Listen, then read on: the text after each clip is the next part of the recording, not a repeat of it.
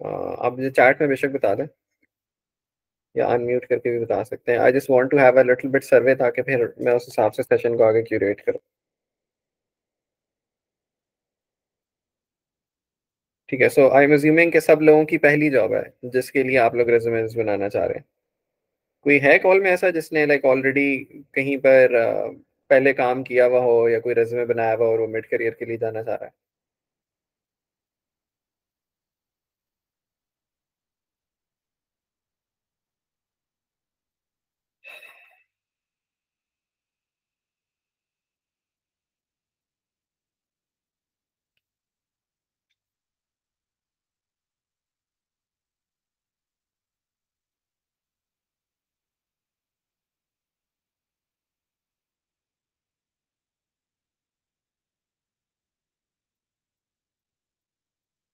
ठीक है, so I can see multiple comments. Majority जो है एंट्री लेवल जॉब्स या लर्निंग के लिए हैं और कुछ लोग ग्रेजुएशन स्टार्ट करें। ठीक है, चले, I think we can start now. So let me just do it like this. Okay, so मेरा नाम उमर है और आज हम थोड़ी सी बात करेंगे रेज्यूमे राइटिंग के ऊपर। सो रेज्यूमे बेसिकली दो वर्ड्स आपको बहुत ज़्यादा सुनने को मिलता है जब भी आप जॉब हंटिंग के लिए जाते हैं। उसमें पहला वर्ड जो होता है वो एक सीवी का होता है और दूसरा जो होता है वो रेज्यूमे का होता है। सो इसमें आपने ये अंडरस्टैंड करना है कि both of these are different things and both these things have different purpose. जो सीवी होती है वो जनरली एक लॉन्ग फॉर्म ऑफ कंटेंट होता है जिसके अंदर आपकी एंटायर डिटेल्स इंक्लूडेड होती हैं। सो फॉर एग्जांपल, आप कौन से स्कूल में थे, फिर कॉलेज में थे, फिर यूनिवर्सिटी में थे, फिर कौन सी डिग्री की, उसके बाद क्या किया, उसके बाद क्या किया, एटसेट्रा एटसेट्रा। आपके पास as an individual multiple skills हो सकते हैं। फॉर एग्जांपल, आपको अगर कोडिंग का शौक है तो शायद आपको बीच में राइटिंग का भी शौक हो, थोड़ी बहुत आपको डिजिटल मार्केटिंग भी आती हो। So every person has two three skills. उनमें से एक बहुत अच्छा स्किल होता है जिसको हम कहते हैं प्राइमरी स्किल, बाकी दो एक तरह से कॉम्प्लीमेंट्री स्किल्स होते हैं। अब स्पेशली अगर मैं बात करूं तो अब जैसे कुछ लोग होते हैं वो यूआई यूएक्स डिजाइन की तरफ अगर जाना चाह रहे हैं तो शायद उन्हें वर्डप्रेस भी आती हो।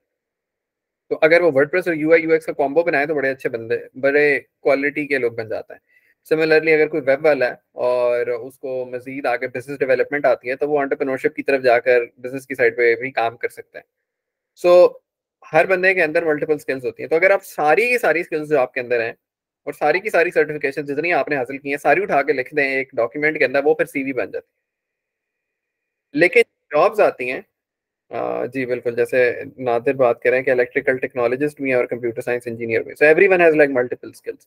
सो those who are in call I would encourage कि आप लोग भी अपनी स्किल्स जो हैं विच यू फील कि यार मुझे ये भी आता है, ये भी आता है, so please do right it in the chat box ताकि मैं थोड़ा सा देखता रहूं, फिर मैं एग्जांपल्स जो दे रहा हूँ वो थोड़ी उसके हिसाब से क्यूरेट कर दूंगा। जो रेज्यूमे होता है on the other hand that's a document that helps you, helps an employer specifically जज के are you the right fit for the job और नॉट। अब उसमें ये चीज आती है कि जो एम्प्लॉयर आपको जॉब पोस्टिंग के लिए कोई भी एक जॉब डिस्क्रिप्शन दी जाती है तो जॉब डिस्क्रिप्शन में सर्टेन चीजें मांगी होती हैं। फॉर एग्जांपल, अगर फ्रंट एंड वेब डेवलपमेंट की जॉब है तो front end web development multiple technologies में होती है। कुछ लोग रिएक्ट में कराते हैं, कुछ फ्लटर में कराते हैं, तो आपको कौन सी आती है? सो ये चीजें आपको अंडरस्टैंड करनी होती है। तो आपके अंदर अगर वो स्किल है और आप एक डॉक्यूमेंट बनाएं जिसके अंदर आप स्पेसिफिकली ये मेंशन करें कि this is how I am the best candidate for this job, तो वो रेज्यूमे होता है। रेज्यूमे की एक डिफरेंस बहुत बड़ा सीवी के साथ ही होता है कि it's a one pager document and it only contains the relevant information which is actually required for the job. उसके अलावा आपके पास कोई और स्किल है, you will not mention it in the resume if it's not related to job. अगर आपको लगता है कि हाँ यार it makes a little bit of sense, मैं डाल देता हूँ शायद फायदा हो जाए, तो ठीक है। यानी जैसे कुछ लोगों ने वैसे शौकिया तौर के ऊपर एसईओ सीख रहे होते हैं, कुछ लोग शौकिया तौर पे ग्राफिक डिजाइन सीख रहे होते हैं, कुछ लोग शौकिया तौर पे कंटेंट राइटिंग सीख रहे होते हैं, तो समटाइम्स जॉब में चाहिए होती है सोशल मीडिया मार्केटिंग। अगर वेब डेवलपमेंट के साथ आपको सोशल मीडिया मार्केटिंग भी आती है तो it's a plus point. So probably it increases your chances of getting into the job. तो इस तरह की चीजें सोच के डाली जा सकती हैं। यानी रेज्यूमे में आप ये देखें कि 80% of the thing, 80% of the content should talk only about what's being asked from the CV, and 20% could be extra इधर उधर की चीजें which you feel के can be a good fit, good to have जो चीज होती है। So अभी मैं थोड़े से आपको एग्जांपल्स स्क्रीन शेयर करके दिखाता हूँ of certain resumes. It would give you an idea के रेज्यूमेस में कौन कौन से सेगमेंट्स होते हैं, उसमें क्या क्या चीजें ऐड की जाती हैं, कहाँ कहाँ की जाती हैं, फिर आपके कोई पर्टिकुलर सवाल होते हैं तो फिर हम उनको लेंगे और उसके बाद हम आगे चलेंगे। सो ये जो रेज्यूमेज मैं आपके साथ शेयर करने लगा हूँ ये एक्चुअली मेरे ही स्टूडेंट्स के हैं और इन्हीं को यूज करते हुए उन्होंने जॉब्स वगैरह भी हासिल की हैं। So it would give you a fair idea के रेज्यूमेज किस टाइप के होते हैं। तो इसमें मेरे पास सबसे पहला रेज्यूमे जो है ये आशिर का है। अच्छा, अब रेज्यूमे बनाने के लिए क्वेश्चन लो स्टूडेंट्स ये भी पूछते हैं सर रेज्यूमे किससे बनाया जाए। तो एमएस वर्ड पे भी बन जाता है, गूगल डॉक्स पे भी बन जाता है, कैनवा पे भी बन जाता है। So there are ton of tools out there जिसके थ्रू आप बना सकते हैं। इट्स अप टू यू आप कौन सा यूज करना चाहते हैं। अभी जो मैं शेयर कर रहा हूँ ये मोस्टली कैनवा के ऊपर बने हुए हैं, कोई एक दो जो है वो वर्ड एमएस वर्ड पे भी बने हुए हैं। तो कैनवा पे ये होता है कि बने बनाए टेम्पलेट्स होते हैं जिनको आप कस्टमाइज कर सकते हैं। अब इसमें ये देखें कि रेज्यूमे एक वन पेजर है तो देखें एक पेज के अंदर खत्म हो गया। So this one page should contain all the information about a student. So सबसे ऊपर हमेशा नाम आता है और उसके नीचे जिस पोजीशन के लिए आप अप्लाई कर रहे हैं या जो आपका सबसे स्ट्रॉन्ग स्किल सेट है जिसके ऊपर 80% of this document is talking about वो यहाँ पे लिखा जाता है। उसके बाद कॉन्टैक्ट इन्फो टॉप लेफ्ट पे डाल दें, कुछ लोग उधर टॉप राइट पे डाल देते हैं, कुछ नीचे डाल देते हैं, तो इट्स ऑप्शनल। लेकिन कॉन्टैक्ट इन्फो में 3 चीजें होना बहुत जरूरी है, फोन नंबर, ईमेल और उसके साथ city if you want to add. Generally मैं रिकमेंड नहीं करता सिटी डालना, इसकी जगह अगर आप पोर्टफोलियो का लिंक डाल दे तो इट्स मच बेटर ऑप्शन। अब जैसे ये फ्रंट एंड डेवलपर है तो असूलन इसे यहाँ लोकेशन की जगह पर गिटहब का लिंक डालना चाहिए था ताकि एज एन एम्प्लॉयर मैं खोल के देख सकूं कि इसने बनाया क्या। उसके नीचे हमारे पास चाहिए होती है एजुकेशन। एजुकेशन जनरली चलती है रिवर्स क्रोनोलॉजिकल ऑर्डर में। तो अब इसके अंदर इसने एक इंस्टीट्यूट ऑफ इमर्जिंग करियर से सर्टिफिकेट लिया हुआ है तो उसका उसने मेंशन किया हुआ है और उसके नीचे उसने यूनिवर्सिटी की एजुकेशन से डिग्री ली हुई है पेट्रोलियम में, वो उसने मेंशन की हुई है। तो एजुकेशन आपके पास यहाँ पर इस तरीके से आ गई। ऑब्जेक्टिव जनरली एक ऐसा पैराग्राफ होता है, इसको हम पर्सनल स्टेटमेंट भी कह सकते हैं। आप ऑब्जेक्टिव की हेडिंग दे ना दें इट्स फाइन, अगर जगह कम पड़ रही हो तो बेशक इसे डिलीट करके इसे ऊपर कर दें। This paragraph talks about you. जैसे आप इसे यूं समझें कि आप एक जॉब इंटरव्यू के अंदर बैठे हुए हैं और एम्प्लॉयर कहता है इंट्रोड्यूस योरसेल्फ, तो आप क्या बोलेंगे उसे, how would you pitch yourself in 3 to 4 sentences.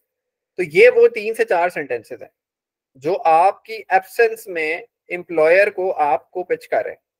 यानी ये सेंटेंस पढ़ के एम्प्लॉयर इंप्रेस होगा या वो कहेगा फजूल बंदा है इसने कॉपी पेस्ट किया, छोड़ो दफा पर मारो। So this is what you need to focus on. अब इसमें अगर देखें तो कुछ लोग इसे फर्स्ट पर्सन में लिखते हैं, कुछ लोग इसे थर्ड पर्सन में लिखते हैं, इट्स अप टू यू जैसे आप लिखना चाहें।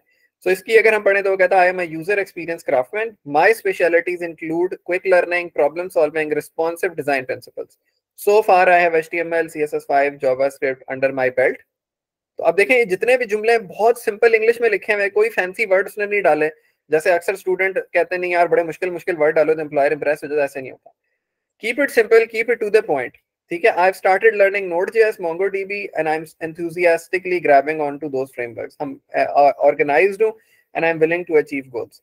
अब इसमें एक मिस्टेक इसने ये की है कि इसने से प्रूफ रीडिंग नहीं की, इसमें willing की स्पेलिंग गलत है। तो अगर इस तरह का कोई भी ब्लंडर आप मारेंगे तो मोस्ट प्रोबेबली आपको नौकरी नहीं मिलेगी। तो इस तरह की चीजों को जरूर देखने के बाद, रिव्यू करने के बाद आपने भेजना है। दूसरी मिस्टेक इसमें ये हुई हुई है कि ये यहाँ पर जस्टिफाइड नहीं है, ये लेफ्ट लाइन है। तो देखें यहाँ पे स्पेस नहीं आनी चाहिए, ये पूरी एंड टू एंड होनी चाहिए और ये वाली अलाइनमेंट नीचे एंड तक बिल्कुल सीधी होनी चाहिए। इसी तरह से आप जब एंट्री लेवल के ऊपर होते हो, जब आपने अपनी जिंदगी में कोई नौकरी नहीं की हुई, तो आपके पास नौकरी हासिल करने के लिए जो मेन टूल होता है वो आपके प्रोजेक्ट्स होते हैं। ये सबसे इंपॉर्टेंट चीज है। अगर आपने यूनिवर्सिटी की डिग्री कर ली और आपका प्रोजेक्ट इस काबिल नहीं है कि आप उसको डिस्प्ले कर सकें अपने रिज्यूमे के अंदर या उस प्रोजेक्ट के बारे में बात कर सकें या उस प्रोजेक्ट को डिफेंड कर सकें, तो कोई फायदा नहीं है आपकी डिग्री का। तो इसी तरीके से आप अगर कोई भी सर्टिफिकेशन कर रहे हैं, कोई भी स्किल सीख रहे हैं, so one thing that you really really need to focus on is the technical projects, कि कौन से प्रोजेक्ट आपने बनाए। तो अब ये कह रहा है कि मैंने एक ट्रैवल एजेंसी की वेबसाइट बनाई है, एक ये ए मूवीज की बनाई है, कंपनी पोर्टफोलियो की बनाई है, एक यूनिवर्सल पोर्टफोलियो की बनाई है। तो आइडियली यहाँ पर ये होना चाहिए कि जब इसने वेबसाइट बनाई है तो यहाँ उस वेबसाइट का लिंक भी ब्रैकेट में होना चाहिए या इसके ऊपर हाइपर लिंक होना चाहिए कि मैं से क्लिक करूं तो ये वेबसाइट खुल जाए, I am able to see that. तो ये चीजें छोटी छोटी चीजें हैं जिसको आपने देखना पड़ता है। अब ये वाले रेज्यूमे वो है जो बिल्कुल एंट्री लेवल किसी स्टूडेंट ने बनाया हुआ है, इसमें मिस्टेक्स है, मैं साथ साथ इसलिए आपको दिखा रहा हूँ क्योंकि आपकी रेज्यूमेज भी कुछ ऐसी ही होंगी अगर आपने बनाई है, तो ये मिस्टेक्स आपके रेज्यूमेज में भी होंगी। तो ये मैंने इसलिए स्पेसिफिकली खोली है ताकि आप देख सकें और अंडरस्टैंड कर सकें कि क्या मिस्टेक्स होती हैं। अब इसके अंदर जो प्रोजेक्ट्स है, प्रोजेक्ट्स के अंदर आपने एक लाइन में एक्सप्लेनेशन देनी होती है कि what this project is about और इसमें आपने क्या स्किल यूज किया। तो वो कह रहा है रिस्पॉन्सिव मोल्डेबल ट्रैवल वेबसाइट जो कि HTML CSS बूट 5 और जावा रिएक्ट के थ्रू बनी है और इसमें कंट्रोल फॉर्म वैलिडेशन है। तो ये अब ये सारी टेक्निकल टर्म्स हैं फ्रंट एंड वेब डेवलपमेंट से रिलेटेड। तो इट डिपेंड कि आप कौन सी टेक में काम कर रहे हैं या आप किस तरह के करें। तो आप इसके अंदर बहुत टेक्निकल जार्गन इस्तेमाल करेंगे क्योंकि ये टेक्निकल एम्प्लॉयर्स ने पढ़ना है, तो वो इसको देखकर अंडरस्टैंड करेंगे कि आपको क्या कुछ आता है। अब अगर ये रेज्यूमे पढ़ा होगा और मैं एम्प्लॉयर हूंगा तो मैं आपसे इंटरव्यू में पूछूंगा, बेटा आपने कंट्रोल फॉर्म वैलिडेशन लगाई कैसे थी, जरा मुझे पूरा वॉक थ्रू कराए ना। तो फिर आप पूरा कॉन्सेप्ट एक्सप्लेन करेंगे, सर ये मेरा ये पेज था, इसमें ये बटन था, इसके पीछे मैंने से यहाँ ले जाना था, तो इसके पीछे मैंने ये कोड लिखा था, इससे ये हुआ था। ये आप तब करेंगे जब आपका वन ऑन वन इंटरव्यू होगा टेक्निकल। तो रेज्यूमे के अंदर ये वर्ड्स लिखे होने जरूरी हैं।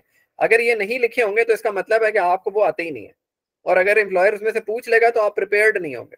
तो इसमें एक और लेसन ये भी है कि हमेशा रेज्यूमे के अंदर वो चीजें लिखें जो आप डिफेंड भी कर सकें। अब एम्प्लॉयर पूछे बेटा कंट्रोल फॉर्म वैलिडेशन किए थे आपने, सर वो तो पता नहीं, वो तो मेरे दोस्त ने बनाई थी, मैं उससे पूछ के बताऊंगा। तो इसका मतलब है आपका इंटरव्यू फेल हो गया।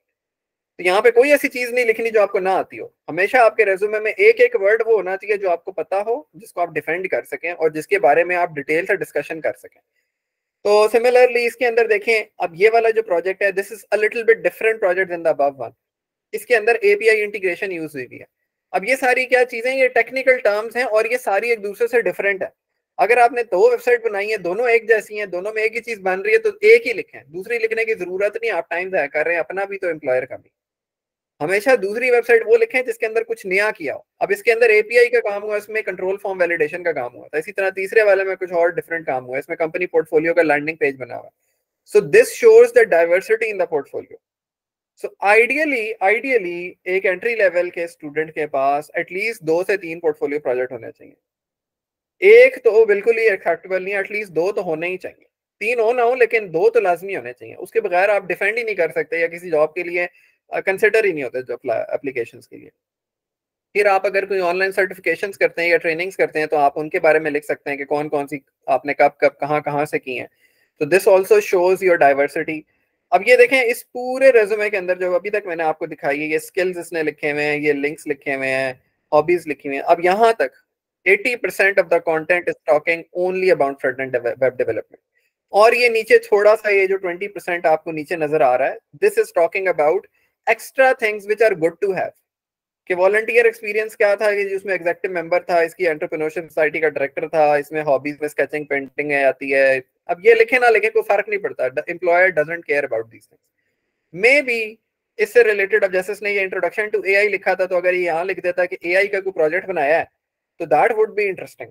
ग्राफिक डिजाइनिंग अगर इसने ये मैथ्स ट्रेनिंग इंस्टीट्यूट से सीखी है, यहाँ पे लिख देता मैंने किसी वॉलंटियर एक्सपीरियंस में किसी एनजीओ के लिए मैंने ग्राफिक डिजाइनिंग या सोशल मीडिया मार्केटिंग 2 महीने की है, 4 महीने की है, that would be very valuable. तो इस तरह की चीजें जो हैं आपने अपने रेज्यूमे में ऐड करनी। सो this is one format. I'll pause here for a bit and I'll take few questions if you guys have any। उसके बाद फिर मैं नेक्स्ट 2 और एग्जांपल्स पे जाऊंगा। सो अभी तक का जो थिंग्स दैट वी डिस्कस्ड, इसमें किसी का कोई पर्टिकुलर क्वेश्चन हो कि रेज्यूमे क्या होता है, किस तरह से करते हैं? अच्छा, let me see the comment section. So Nadir कह रहे हैं मल्टी स्किल्स की वजह से रेज्यूमे में नेगेटिव इम्पैक्ट आ सकता है। नहीं नादिर, नेगेटिव इम्पैक्ट नहीं आता। इट डिपेंड्स कि आप उसे प्रोजेक्ट किस तरह कर रहे हैं। अगर तो वो सारे स्किल एक दूसरे के साथ लिंक अप हो रहे हैं, जैसे आपने लेट से फ्रंट एंड वेब डेवलपमेंट की पोजीशन के लिए अप्लाई किया, रिएक्ट आपको आती है, लेकिन आपने कहा मेरे पास वर्डप्रेस का भी स्किल है और मुझे थोड़ी बहुत ग्राफिक डिजाइन भी आती है, तो आप एक कंप्लीट पैकेज है किसी भी कंपनी के लिए। तो ये मल्टी स्किल होना एक पॉजिटिव चीज है। लेकिन अगर आप इसके साथ कहें कि नहीं, रेज्यूमे के अंदर मुझे पोइट्री लिखनी आती है और मैं फ्रंट एंड वेब डेवलपमेंट करता हूँ, तो वो एक नेगेटिव स्किल है, इसका इससे कोई लेना देना नहीं। ठीक है, सो ट्राई टू ऐड दो skills which are actually relevant, that make sense. Resume का मतलब ही ये है कि इसके अंदर वो चीजें होंगी स्पेसिफिकली जो रेलेवेंट होंगी to the job, to the employer and to the position that is being advertised, और आपके स्किल से रिलेटेड होंगी। कोई भी चीज ऐसे नहीं लिखनी कि चलो यार ये अभी लिख देते हैं, एम्प्लॉयर ने कौन सा पूछना है, एसईओ स्पेशलिस्ट भी लिख देता हूँ बीच में, तो it doesn't work like that. Employers do look into it and employers do question about it. तो इस चीजों का आपने ख्याल रखना। तो एक तो ये चीज होगी। इसके अलावा किसी का और कोई पर्टिकुलर क्वेश्चन रेज्यूमे अभी तक का जो हमने सैंपल देखा है उससे रिलेटेड? अच्छा, एक और क्वेश्चन मेरा ये कि how many of you actually have made a resume? कोई ड्राफ्ट वगैरह बनाया कभी जिंदगी में? जी शान सर।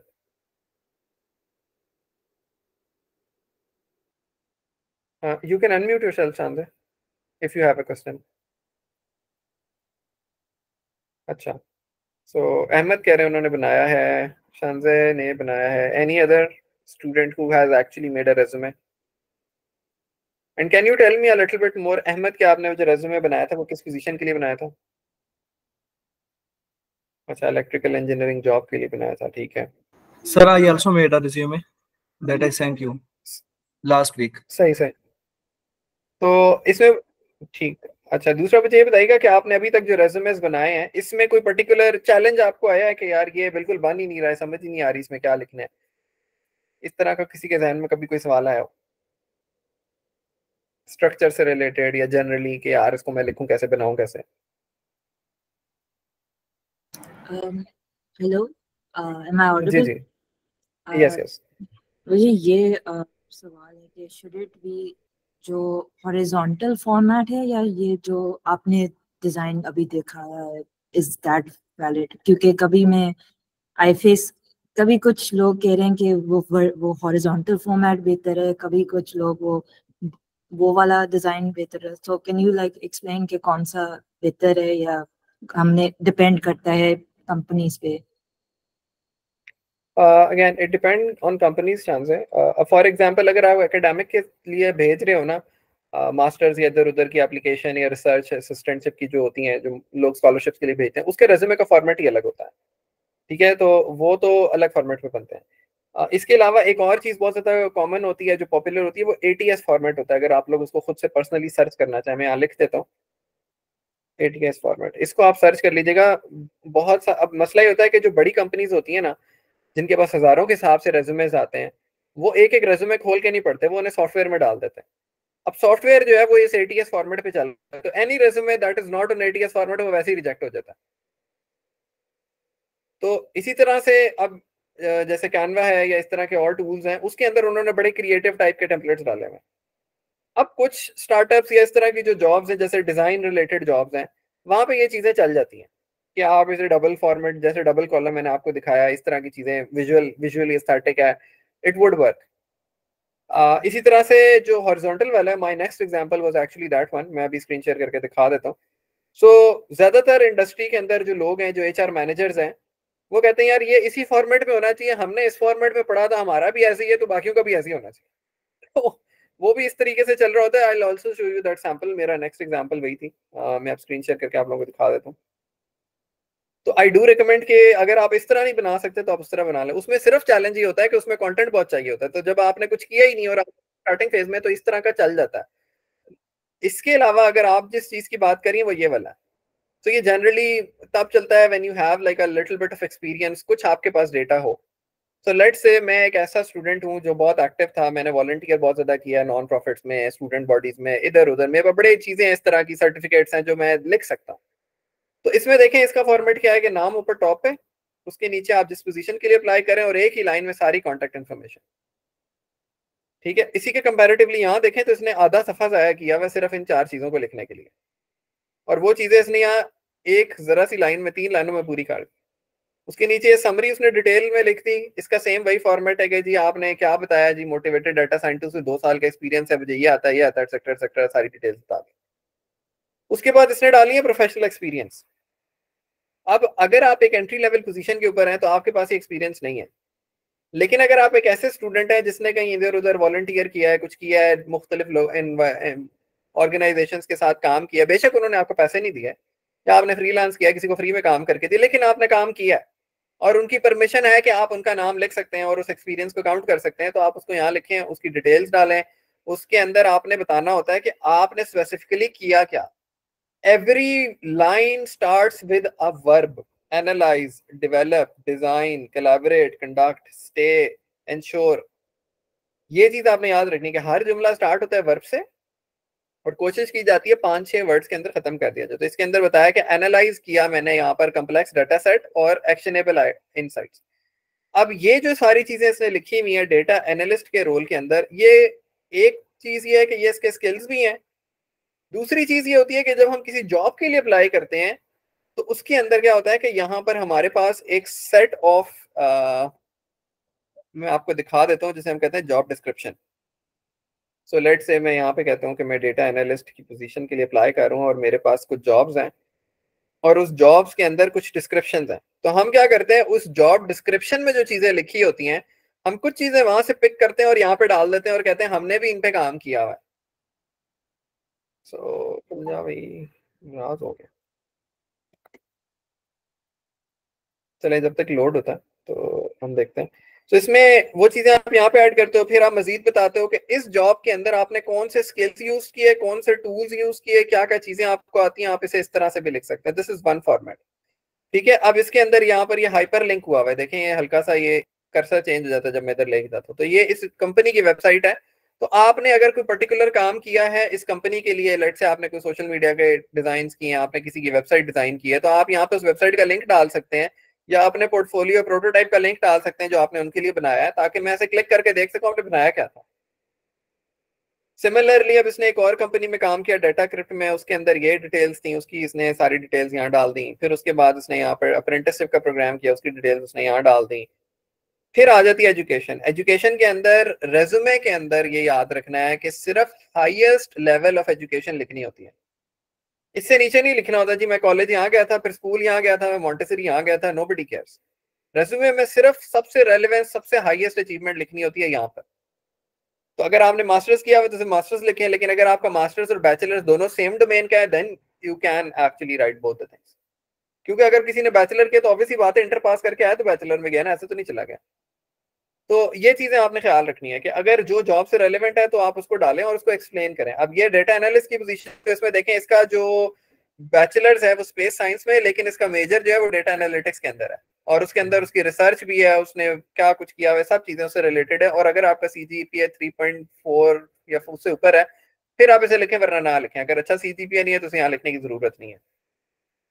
फिर ये इंपॉर्टेंट चीज है जिसे हम कहते हैं पर्सनल प्रोजेक्ट्स। अब ये देखें ये लिखा हुआ है कि इसमें किस तरह का प्रोजेक्ट है, इसमें क्या किया, इसमें क्या किया, ये सारे टेक्निकल जार्गन्स हैं जो कि उस फील्ड से रिलेटेड है। अब इस पर मैं क्लिक करूंगा तो ये एक्चुअली वो प्रोजेक्ट खुल जाएगा जो एम्प्लॉयर खोल के देख सकता है अच्छा इसने बनाया क्या था। अब ये पूरे उसका कोड आ गया। तो अगर मैं एक टेक्निकल एम्प्लॉयर हूं तो मैं कोड पढ़ के मुझे अंदाजा हो जाएगा कि यार इसका काम कैसा है, इसको क्या आता है क्या नहीं आता। तो ये सारे के सारे प्रोजेक्ट्स हैं। फिर सर्टिफिकेशंस आ गई और ये मजीद फिर आगे स्किल्स आ गए। अब ये यूजुअली इसे 2 पेजेस पे लेगा क्योंकि इसका डेटा बहुत आता है, लेकिन इसे असूलन 1 पेज पे होना चाहिए। एक ये हमारे पास फॉर्मेट हो गया। I hope this answers the question कि अगर हाँ आपको सिंगल कॉलम रखना चाहिए या डबल कॉलम रखना चाहिए, again it's up to you, लेकिन जनरली इंडस्ट्री के अंदर इस तरह का फॉर्मेट प्रेफर किया जाता है, ये वाला जो है। अगर आपके पास डेटा कम है, आपके पास एक्सपीरियंस ही नहीं है, फिर आप इस तरह का बना लें। ये बनाना आसान है, कैनवा पे बने बनाए टेम्पलेट्स होते हैं। ये वाला जो है ये एमएस वर्ड पे बन जाता है। तो it's up to you which you want to go for.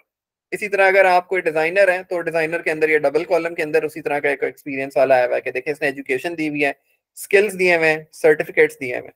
ये देखें ये एक पूरा कॉलम एजुकेशन स्किल सर्टिफिकेट्स पे हो गया। यहाँ पे प्रोफेशनल एक्सपीरियंस आ गया क्योंकि ये एक जगह पे जॉब करी है तो उसने ये मेंशन कर दिया। उसके नीचे फेलोशिप थी, उससे पीछे इसका ये वर्क एक्सपीरियंस था, तो ये पूरा कॉलम इधर हो गया। अब अगर आपके पास वर्क एक्सपीरियंस नहीं है तो यहाँ पर हेडिंग होगी प्रोजेक्ट्स और यहाँ पे प्रोजेक्ट 1, प्रोजेक्ट 2, प्रोजेक्ट 3 और उसके नीचे ये टूल्स आ गए। तो this is another example of a resume. और यहाँ पर हमेशा याद रखें आपका पोर्टफोलियो का प्रोजेक्ट यानी जो भी पोर्टफोलियो जहां भी होस्टेड है वो ये टॉप पे होना चाहिए। अब ये डिजाइनर है तो इसने Behance का पोर्टफोलियो दिया हुआ है। आप अगर वेब डेवलपर हैं, फ्रंट एंड वेब डेवलपर, तो यहाँ पे आपका गिटहब का लिंक लाजमी टॉप पे होना चाहिए जो एम्प्लॉयर सामने देख सके। तस्वीर अपनी लगाना चाहते लगाएं, नहीं लगाना चाहते ना लगाएं, doesn't matter, employer doesn't care. तो ये देखें ये इसका पोर्टफोलियो, और पोर्टफोलियो फिर प्रॉपर मेंटेन हुआ हुआ है कि अगर हर चीज देखें तो it's properly listed and updated और ये सारी चीजें इस तरीके से प्रेजेंट है। तो ये चीजें आपने इस तरीके से देखनी है। तो these were some samples of the resumes. Let me see if we have more questions. अच्छा, मेरे पास एक और क्वेश्चन है सर। मेरे पास 3 मास्टर्स हैं, MSc physics, BTech honours in electrical. I can not include all degrees in my resume. Yes, you can not include all degrees in your resume. आप सिर्फ रेलेवेंट डिग्री को ऐड करेंगे जो उससे रिलेट करती है। तो ये कुछ एग्जांपल्स थी रेज्यूमेस की जिसको हमने ऑडिट किया, उनको देखा कि इनमें क्या पर्टिकुलर मिस्टेक्स हैं, क्या मोटी मोटी चीज़ें होती हैं जो रेज्यूमे के अंदर इंक्लूड करना ज़रूरी होती हैं। इसी तरह की मजीद चीज़ें जो हैं हम लोग डिटेल के अंदर हमारी जो पीटी की क्लासेस हैं उनको हम देख रहे होते हैं। जो कि मजीद अगर आप देखना चाहते हैं, if you find value in it, और आप मजीद इस तरह की 1-on-1 फीडबैक चाहते हैं अपने रेज्यूमेस के ऊपर, तो you can log in to it और sign up for the programme. So आप लोग के अगर मजीद कोई पर्टिकुलर क्वेश्चंस हैं which you want me to answer, या कोई और अगर आप रेज्यूमे के सैंपल्स देखना चाहते हैं, उस पर कोई डिस्कशन करना चाहते हैं, तो we can open the floor for another few minutes, otherwise फिर हम क्लोज करेंगे।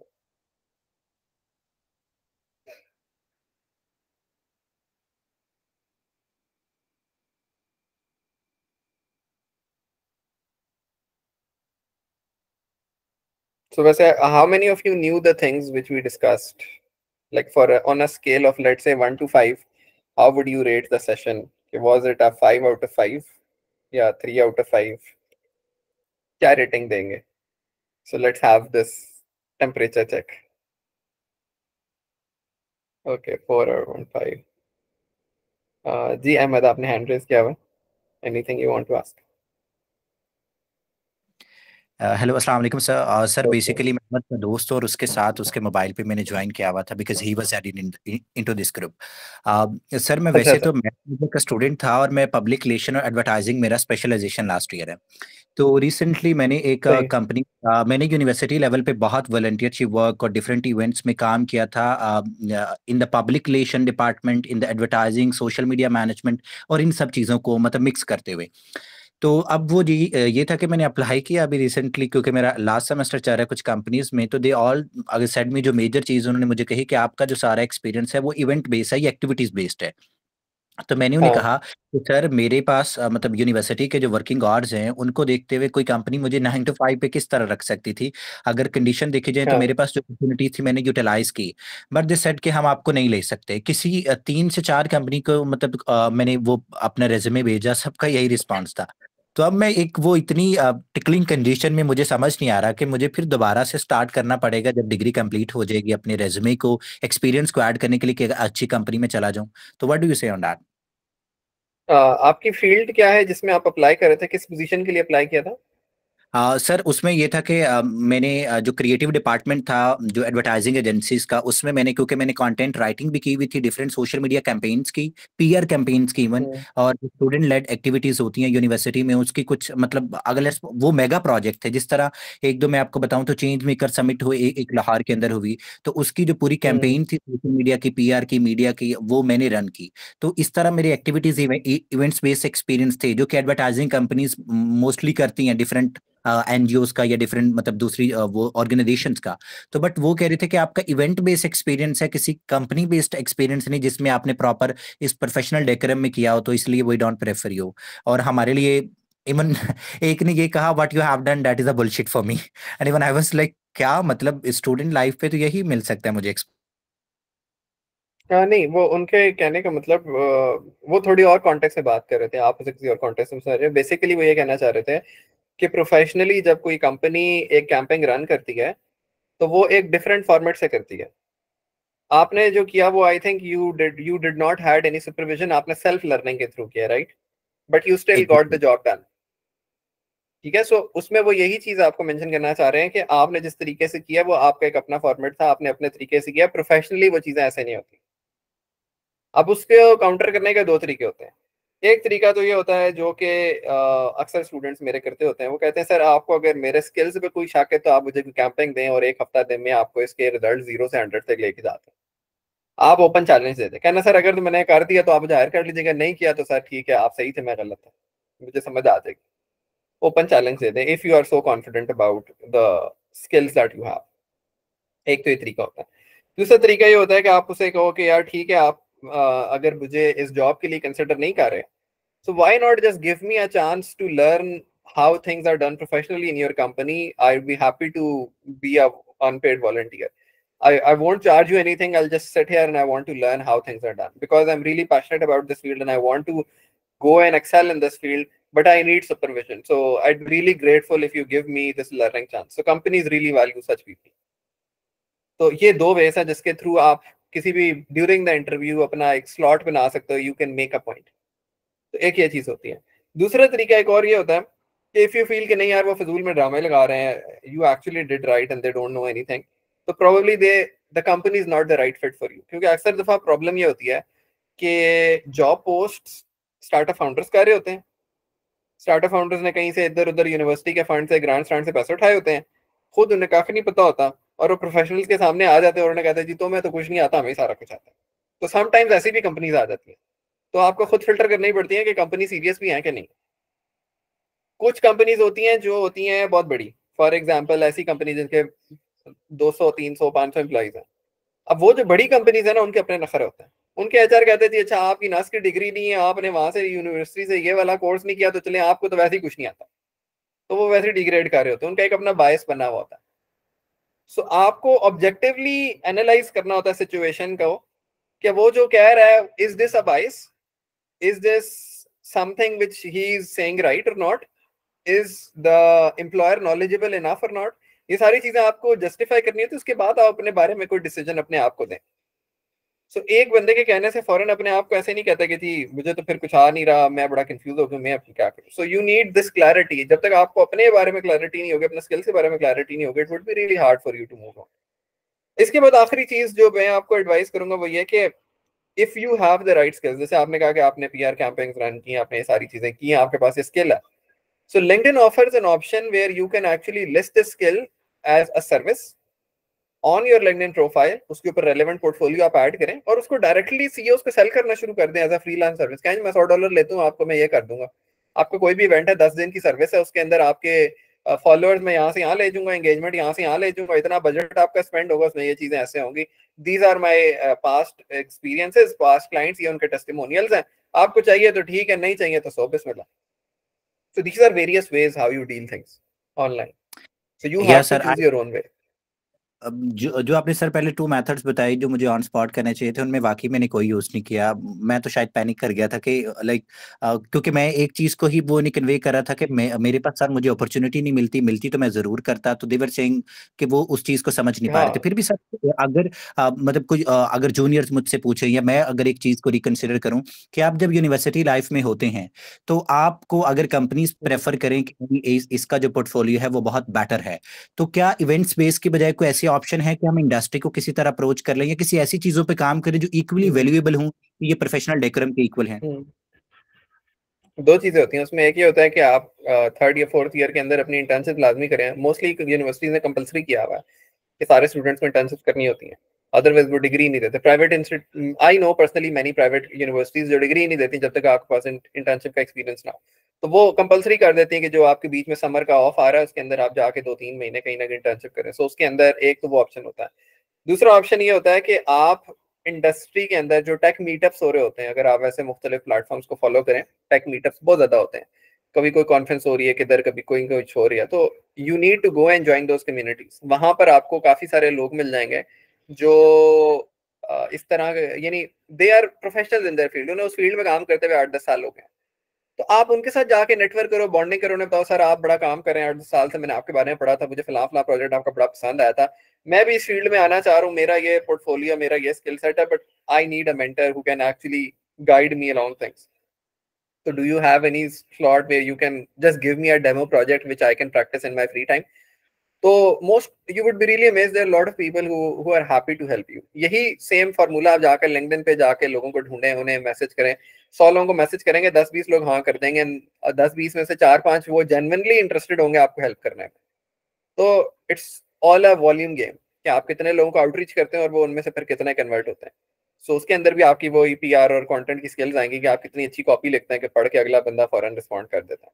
तो पीआर के अंदर तो यार बहुत ज्यादा आपके पास स्कोप है। इसमें आपके पास एक वर्टिकल आ जाता है बिजनेस डेवलपमेंट रिप्रेजेंटेटिव का, बीडीआर कैंपेन्स के बहुत लोग पैसे देते हैं यूएस के अंदर, $1,000-2,000 देते हैं महीने का, सिर्फ लीड जनरेट करने का। और काम क्या करना होता है कि लेट्स से मैं कहता हूँ जी मेरी कंपनी जो है दास्तान वो किताबें छापती है, तो मैं आपको हायर करूंगा और आपका काम सिर्फ ये है कि आपने मीटिंग कैलेंडली के ऊपर बुक करवानी है उन लोगों की जो एक्चुअली अपनी किताबें छपाना चाहते हैं। बस इस काम की मीटिंग सेटअप करने के लोग $1,000-2,000 महीने के दे रहे होते हैं कि पोटेंशियल लोग जो genuinely interested in availing that service, उनके साथ एक मीटिंग बुक कर दो। और मीटिंग आपने भी नहीं करनी, वो कोई और बंदा करेगा, आपने सिर्फ मीटिंग बुक करानी है अपने मैसेजेस भेज के या ईमेल्स भेज के या एसएमएस भेज के। तो इसमें बड़ा स्कोप है, इसके बड़े पैसे भी हैं और कंपनीज चार्ज भी करती हैं और बेच भी रही हैं अपने प्रोडक्ट्स वगैरह। तो do explore those verticals as well, कि वो तो ऐसी चीजें जो आप वैसे इंडिपेंडेंटली जाके बेच सकते हैं। इसमें Sure, sir. काफी I लोग will आपको keep मिल जाएंगे। all these suggestions in my mind and I will try to execute as well. Thank you. चलो, थैंक यू सो मच।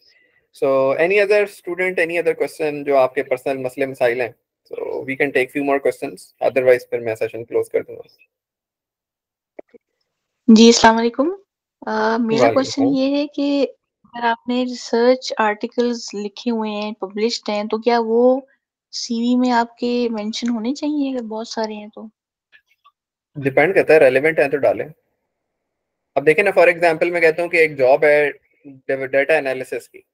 अब डेटा एनालिस्ट है या आर्टिफिशियल इंटेलिजेंस है, मशीन लर्निंग है, अब ये बड़े डीप टेक किस्म की चीजें हैं।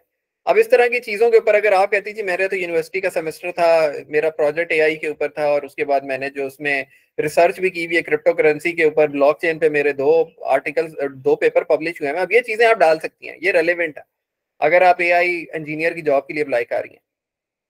लेकिन अगर आपकी जॉब है जी फ्रंट एंड डेवलपर की और वो कह रहे हैं जी आपको रिएक्ट आनी चाहिए, तो रिएक्ट में पेपर का कोई लेना देना नहीं होता, क्योंकि वो एक अलग डोमेन है।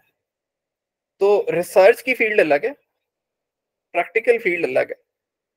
तो अगर तो उसका लिंक बनता है, इफ यू फील कि हाँ यार ठीक है, इट साउंड्स नाइस, तो फिर आप डाल सकते हैं। ज्यादा ये जो बिजनेस एनालिसिस, डेटा एनालिसिस, इस तरह की जो चीजें, उसमें रिसर्च तो चलती है, लोग डालते भी हैं। लेकिन फ्रंट एंड वेब डेवलपमेंट के अंदर वो सादी सी चीज है, उसमें रिएक्ट है, उसमें आपने एक वेबसाइट बिल्ड करनी है, उसमें क्या रिसर्च होनी है, उसमें इतना रेलेवेंट नहीं है। उसको अगर आपने लिखना है तो आप उसको ऑनररी मेंशन के नाम से एक हेडिंग बनाएंगी, और उसके अंदर आप डाल सकती हैं कि मेरे लेट से 20 रिसर्च पेपर्स पब्लिश्ड हैं इन इम्पैक्ट फैक्ट, या मेरी जो आपकी आई थिंक एकेडमिक रिसर्चर्स होते हैं, इनकी कोई एक अपनी वेबसाइट होती है जिसके ऊपर उनकी इंडिविजुअल रैंकिंग आ रही होती है इम्पैक्ट फैक्टर की।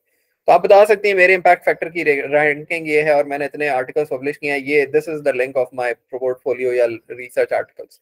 तो वो ऑनररी मेंशन में सिर्फ एक लाइन के अंदर लिखा जा सकता है, इससे ज्यादा उसकी जगह नहीं है। आप ये नहीं लिख सकते जी research paper article titled this this this, वो आप तब लिखें अगर आपने यूनिवर्सिटी में मास्टर्स या पीएचडी के लिए अप्लाई करना है और फुली फंडेड स्कॉलरशिप लेना चाह रही हैं, और आपने पूरा रेज्यूमे बनाई टीएशिप के लिए, तो फिर आप डालें कि जी मैं पढ़ाना चाहती हूँ, मैं एकेडमिक्स में जाना चाहती हूँ क्योंकि मेरा पीछे एक्सपीरियंस ये है, उसमें इट मेक सेंस। लेकिन प्रैक्टिकली जॉब में जब जा रही हूँ उसमें इसका इतना कोई लिंक नहीं है।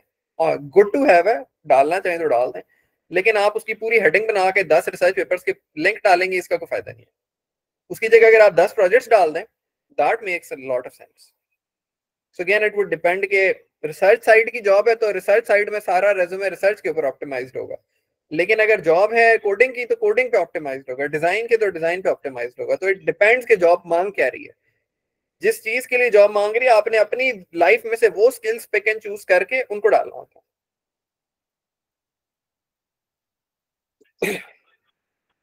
So I hope that answers the question. Any other question?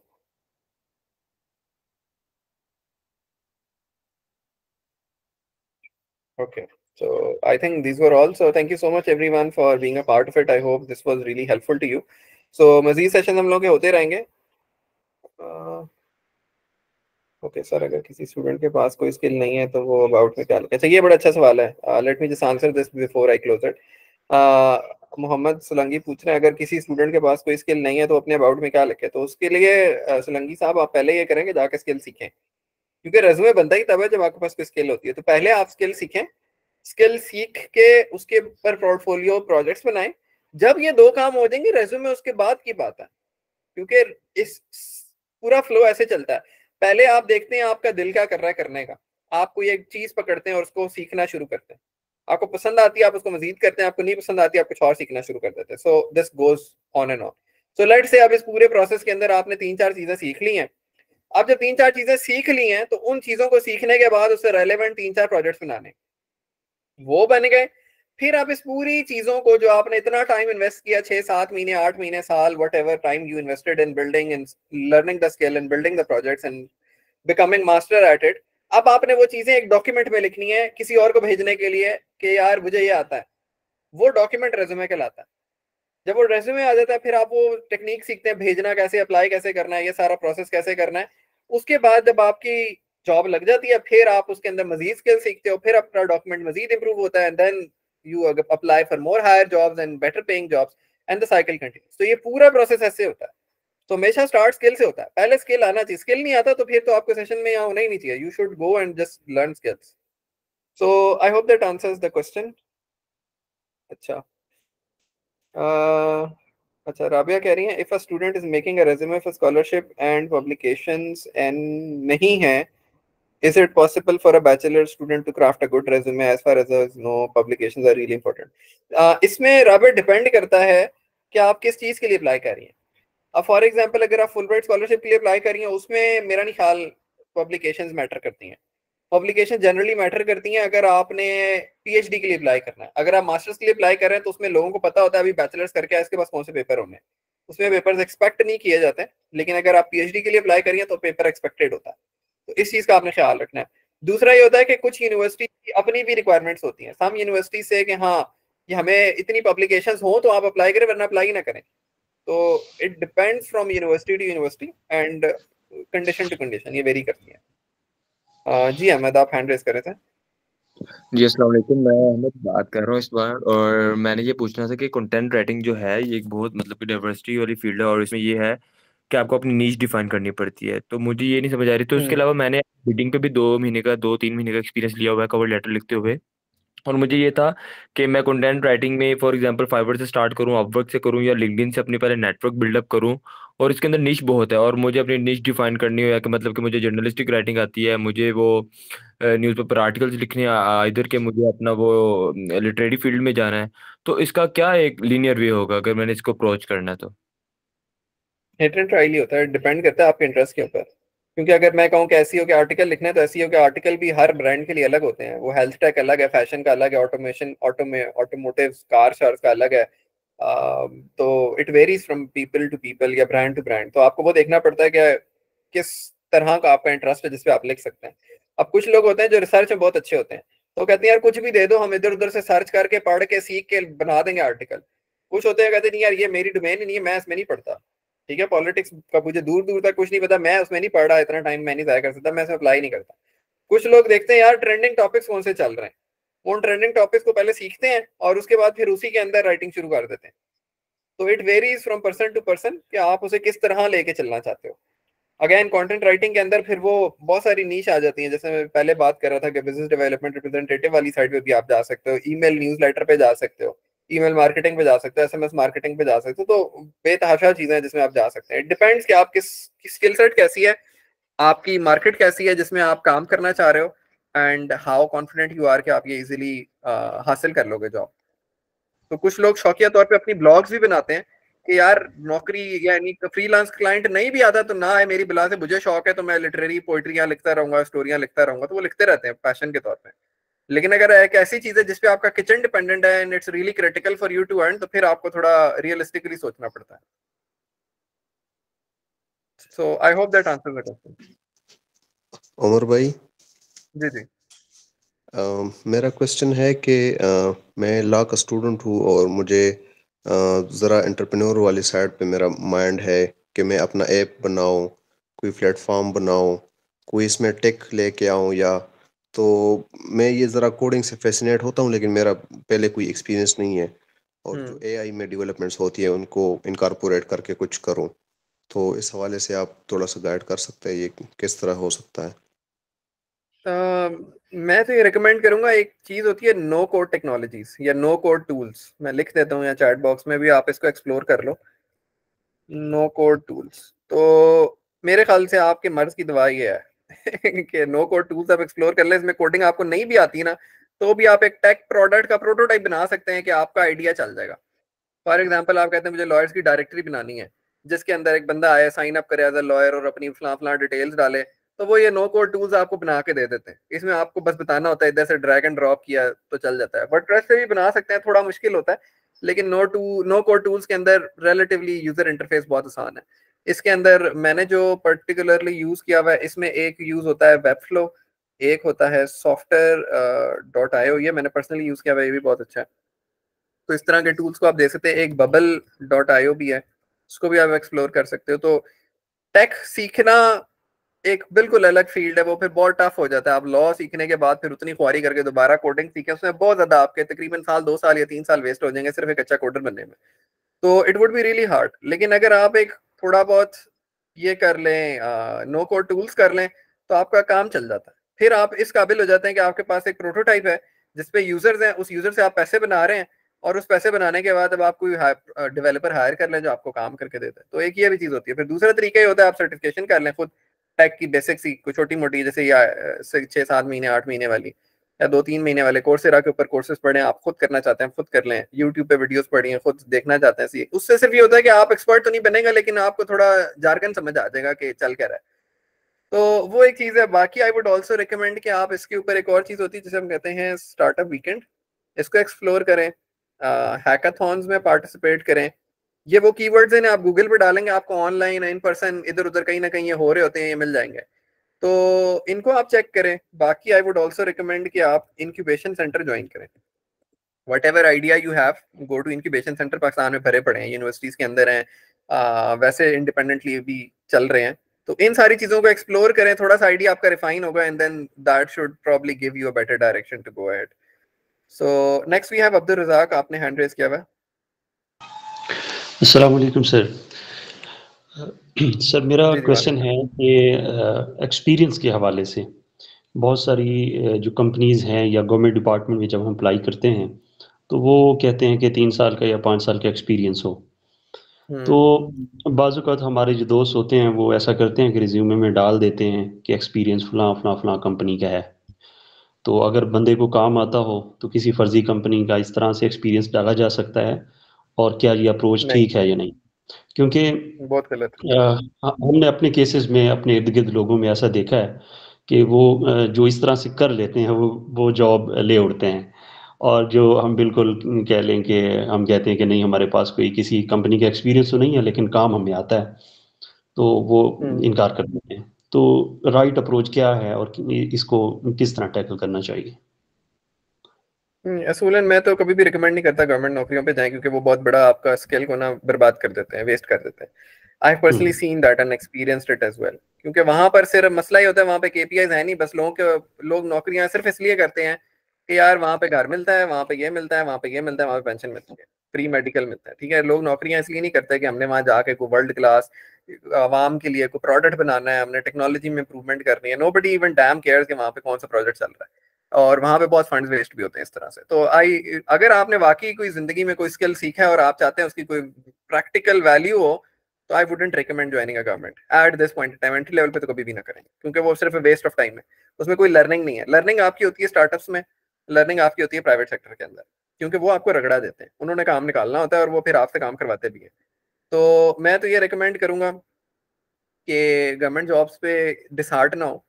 मैंने literally I could have gone into government job, मेरे फादर खुद गवर्नमेंट में थे, उन्होंने बड़ी जान लगाई कि मैं किसी तरह चला दूं। मैंने एक दफा इंटर्नशिप की थी, और वो इंटर्नशिप मैंने सिर्फ 4 हफ्तों की थी, और मैंने पूरी गवर्नमेंट जॉब ऊपर से अंदर से बाहर तक देख ली थी। मैं कहा नहीं है, मैं इस चीज के लिए बना ही नहीं। अगर मैंने यही काम करना था तो मुझे पढ़ाने की क्या जरूरत थी? मैं क्यों बिला वजह 18 साल के 16 साल की मैंने डिग्री की, ये किया, जलालत काटी। अगर मैंने काम ही यही करना है कि वहां जाके चाय पीनी है, हाजिरी लगानी है, तो फिर तो वैसे ही किसी पीएन को पकड़ के बिठा दो तो डजंट मेक सेंस ना, कि यार सिर्फ पैसे लेने के लिए या फ्री पर्क्स लेने के लिए आप ये हरकतें कर रहे हैं, तो डजंट मेक सेंस। तो आई वैल्यू, मेरी लाइफ वैल्यूज और हैं। आई वांट कि यार मैंने कोई स्किल सीखा है तो उससे स्किल से एक्चुअली कोई दुनिया में कोई फायदा होना चाहिए। लोगों को, 4 लोगों को कोई दुआएं देनी चाहिए कि यार वाकई इस बंदे को स्किल आता है, तो उससे हमने भी सीखा है और आज उसकी वजह से हमारी जिंदगी में कोई फर्क पड़ा है। तो अगर तो आपकी ये सोच है, फिर तो गवर्नमेंट में जा ही ना, वहां पे तो इस तरह का कोई चक्कर नहीं है। तो आप खुद काम करें, बहुत काम मिल जाता है। और प्राइवेट सेक्टर में जाएं, वहां पे बहुत मिल जाता है। वहां पे भी नहीं मिलता, अपना काम शुरू कर दें। एंटरप्रेन्योरशिप, स्टार्टअप्स, ग्रांट, बेताशा हजार चीजें भरी पड़ी है। मैं तो जब शुरू किया तो उस टाइम तो कुछ भी नहीं था। अब तो इतनी चीजें कि कोई बंदा करने बैठे, मेरी तो बेच खत्म होगी, मैं तो बहुत सारी चीजों के लिए एलिजिबल ही नहीं हूँ। इतनी कॉन्फ्रेंस आती है, इतने प्रोग्राम्स आते हैं, fully funded through out the year, आते रहते हैं। लोग अप्लाई नहीं करते पाकिस्तान से, वो सिर्फ टीवी ड्रामे इधर उधर बैठे रहते हैं, टाइम जाया करते रहते हैं। सो आई वुडंट रिकमेंड। आप में से बहुत सारे लोग आई थिंक अभी 30 से नीचे ही एज के होंगे, तो 30 से नीचे आपको बहुत प्रोग्राम्स आते हैं। आई वुड रिकमेंड आप ग्रांट्स चेक करें, आपका जिस चीज में इंटरेस्ट है उसकी फेलोशिप एक्सप्लोर करें, रेजिडेंसी प्रोग्राम्स लिख के सर्च करें, आपको इतनी चीजें फ्री ऑफ कॉस्ट मिल जाएंगी। पूरी डिग्रीज, पूरे प्रोग्राम्स, पूरे ट्रिप्स फंड हुए होते हैं। सिर्फ क्या करना होता है, आपने उनकी वेबसाइट पे जाके एप्लीकेशन फिल करनी होती है, उन्हें बताना होता है हम ये काम करना चाहते हैं, हमने ये बनाया हुआ, हमें ये पसंद है, हम यूं करना चाहते हैं, हम इसलिए नहीं आ सकते क्योंकि हमारे पास पैसे नहीं है। तो आप अगर हमें अपॉर्चुनिटी दें तो आपके इस प्रोग्राम की वजह से हमारी जिंदगी में ये फायदा हो जाएगा, और मैं अपनी कम्युनिटी में जाके इसका ये ऐसे इम्पैक्ट क्रिएट करूँ या करूंगी। तो इस तरह करके आप करें, आपका बहुत प्रोग्राम है। तो इसमें मजीद डिटेल में खैर हम किसी और टाइम बात कर सकते हैं, बट आई होप कि आपका वो क्वेश्चन आंसर हो गया। एंड सारे लोगों के लिए एक जनरल एडवाइस है, अपनी सीवी में कभी भी कोई 2 नंबर चीज ना डालें, कोई झूठी चीज ना डालें just for the sake of it कि यार चलो बस अभी डाल देते हैं। क्योंकि जो एम्प्लॉयर बैठा होता है ना वो बेवकूफ नहीं होता। गवर्नमेंट में ये चीज चल जाती है, प्राइवेट सेक्टर में आपको इस तरह की हरकत करेंगे ना तो आप ये देखेंगे पाकिस्तान की प्राइवेट इंडस्ट्री बहुत छोटी सी है। यानी अगर आप सिर्फ टेक इंडस्ट्री के इवेंट्स में जाना शुरू करें ना, 3 इवेंट्स के बाद स्पीकर रिपीट होने शुरू हो जाते हैं, लोग रिपीट होने शुरू हो जाते हैं। तो अगर आपने कोई एक ऐसी फर्जी कंपनी डाल दी है, फॉर एग्जांपल मैं कहता हूं, मैंने कहा जी मुझे आरबी सॉफ्ट, मेरे पास 2 साल का कंटेंट राइटिंग एक्सपीरियंस है। अब जो सामने आपका एम्प्लॉयर बैठा हुआ है इंटरव्यू करने वाला, आपको क्या पता उसका आरबी सॉफ्ट में, उसने पहले आरबी सॉफ्ट में काम किया है। वो तो मुझे इंटरव्यू में पकड़ लेंगे, बेटा तू आरबी सॉफ्ट में था, तो तूने, तेरे एम्प्लॉयर का नाम क्या था, तुम्हारे सुपरवाइजर कौन था, तुम किस साल में थे, किस डिपार्टमेंट में थे। वो कहेगा मैं तो उस डिपार्टमेंट का हेड रहा हूँ, तुम मेरी इसमें तो नहीं थे, तुमने झूठ लिखा हुआ है। वो तो जलील कर देगा आपको वहां पे। और एक दफा अगर कोई इस तरह का केस निकला, पूरी आईटी की इंडस्ट्री में फैल जाता है। ये ग्रुप में वो पोस्ट कर देते हैं, एम्प्लॉयर्स के ग्रुप ही अलग है। जैसे आप लोग स्टूडेंट्स हैं ना, आप स्टूडेंट्स के ग्रुप अलग होते हैं, इसी तरह एम्प्लॉयर्स के अलग ग्रुप है जिनका मैं हिस्सा हूँ, टेक कम्युनिटीज के अलग ग्रुप्स हैं। इस तरह की कोई भी चीज आए तो हम रिपोर्ट करते हैं एक दूसरे को, ताकि इस तरह का ये स्टूडेंट दोबारा किसी और के पास आए तो उसे बाहर से ही फारिग कर दें। तो डोंट डू सच थिंग्स, हमेशा फेयर रहें और सच्चा काम करें, अच्छा सुथरा काम करें। काम मिल जाता है, काम बहुत है। सिर्फ ये होता है कि काम जेन्युइनली इंटरेस्ट के साथ किया जाए और अच्छे नियत के साथ किया जाए, मिल जाता है, इतना मसला नहीं होता। So I hope that answers the question. But if we have any other question, I am still here for another 10 minutes. Otherwise, फिर हम wrap up कर देते हैं। सर एक बड़ा इंपॉर्टेंट क्वेश्चन सर, आपने फुल ब्राइट का नाम लिया तो उससे वो माइंड में आ गया कि हम अप्लाई कर रहे हैं, अपना पोर्टफोलियो बिल्ड करें for fully funded international scholarship. तो सर उसमें हमने जो अपना मेजर मतलब यही रखा हुआ है कि स्पेशली मतलब अपने एकेडेमिया पे काम किया, अपना कुछ थोड़ा बहुत अभी पब्लिकेशन पे काम कर रहे हैं, वॉलंटियरशिप वर्क, और अगर बाकी जो एक्सपीरियंस है रिलेटेड टू कि जो आपको जस्टिफाई करता हो आपके एकेडेमिया को भी। सर इसके अलावा कुछ ऐसे स्ट्रांग पॉइंट जो उन्हें ट्रिगर करें या वो हमें जरा वो हमारी सीवी को इनहांस कर दें कि हम उनके लिए क्रेडिबल बन जाएं और एक बेस्ट ऑप्शंस में आ जाएं। अच्छा, इसमें मैंने ये लिंक ये टेक्स्ट बॉक्स में भेजा है, हॉलर रिजवान कंसल्टेंसी, इसको आप एक्सप्लोर कर लें। इन्होंने बहुत सारी वीडियोस बनाई हुई हैं इस टॉपिक के ऊपर, so that should probably help you, क्योंकि ये इटसेल्फ एक बिल्कुल अलग टॉपिक है। इसकी एक्सपर्ट वो ये खुद है, ये खुद फुलब्राइट स्कॉलर हैं, तो ये रिलेटिवली बेहतर इसके ऊपर एडवाइस दे सकती हैं। क्योंकि मैं फुलब्राइट स्कॉलर नहीं हूँ, तो मैं I am not the right person to comment on it, she is. तो इसको आप एक्सप्लोर कर सकते हैं। इसके बहुत सारे free sessions of and on होते रहते हैं, इसका यूट्यूब भी है, बहुत सारी चीज़ें आप इसको एक्सप्लोर कर लें तो उसमें आपको बहुत सारी चीज़ें मिल जाएंगी। इनकी एक बुक भी है, आई थिंक इसी टॉपिक के ऊपर है, तो आप उसको भी देख के ऑर्डर कर सकते हैं इफ यू वांट। तो दैट शुड रियली हेल्प। उसमें इन्होंने बहुत सारी चीज़ें लिखी हुई हैं, सैम्पल्स लिखे हुए हैं, किस तरह लिखना है, रेज्यूमे कैसे बनाना है, उसमें मोटिवेशन लेटर को लिखना कैसे है, उसकी अच्छी एग्जांपल क्या है, बुरी एग्जांपल क्या है, कौन सी यूनिवर्सिटी हो तो उसमें क्या भेजना है, इस तरह की इन्होंने एक बुक भी कंपाइल की हुई, तो आप उसको भी एक्सप्लोर कर सकते हैं। ये सारी चीज़ें आपको इनको मिल जाएंगी उस डिटेल्स उधर। चलें, thank you so much students for your time. I hope that was really helpful for you. मजीद सेशंस के अंदर फिर हम और इस तरह की चीज़ों पर डिस्कशन करेंगे। Have a nice day. अल्लाह हाफिज़।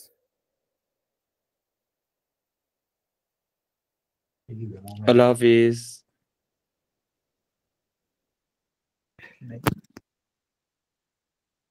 राबिया खौला रिजवान नाम है, मैंने चैट में लिखा हुआ है उनका मैसेज, आप इसको सर्च कर लें।